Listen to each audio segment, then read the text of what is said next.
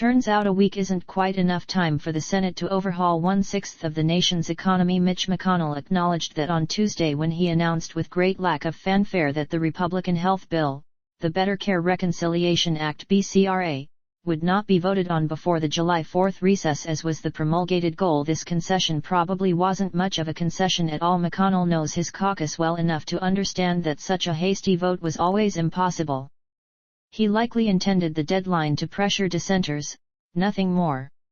It may have been an effective tactic. No sooner had the Senate Majority Leader announced the vote was off than the dam cracked, the water roared out, and 3 new Republican senators announced their opposition to the BCRA. Jerry Moran of Kansas, Shelley Capito of West Virginia, and Rob Portman of Ohio are all freshly no little surprise in the case of the latter two, given how reliant their states are on Medicaid. They'll join the conservative quartet of Rand Paul, Ted Cruz, Mike Lee, and Ron Johnson, along with moderate Susan Collins and electorally vulnerable Dean Heller, in dissent.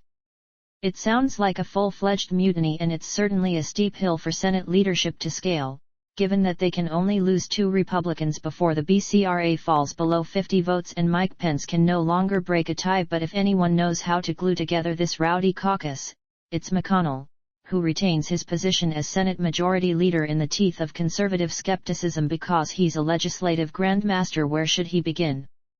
Johnson on MSNBC Wednesday morning sounded like he was gravitating back towards the BCRA and even defended it against the CBO. So he's a good place to start, and let's not pretend the serpentine Ted Cruz is going to be anything except a yes once this bill is brought to the floor.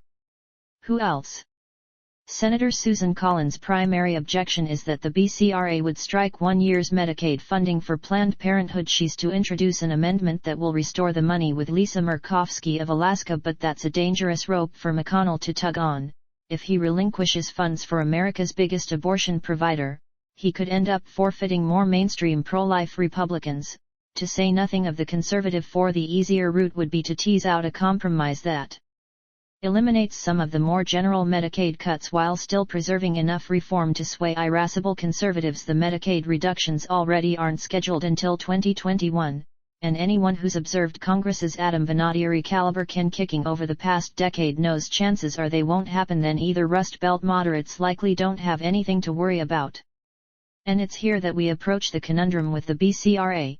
It isn't all that different from the legislation it purports to repeal, and following the revisions McConnell has to make, it will be even less so. The exchanges are preserved, many of the subsidies remain, the individual market is little changed, the individual mandate is cancelled but replaced by a barbarous lockout provision that prevents customers from buying healthcare for 6 months if they don't maintain continuous coverage. And the real flesh and blood of Obamacare, the Medicaid expansion, which ensured the vast majority of new enrollees under the law, has yielded nothing except a punt. In which case, one wonders, what's the point?